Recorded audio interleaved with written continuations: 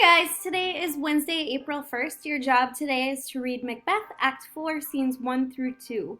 As you read it, make sure that you're filling out your Act 4 packet, which you can find down here in your Macbeth folder, right there. And then when we're done with Act 4, you're going to be turning it in right there. So make sure you're doing it as you go. Your test for Macbeth is going to be on Wednesday, April 8th. So make sure that you're keeping up with the reading so that you're able to do the test by that time. I have also put an audio link for you here if you'd rather listen to the play. That's okay. It's not the same audio link that we used in class. So if you were expecting that one, you'll have to go to audible.com.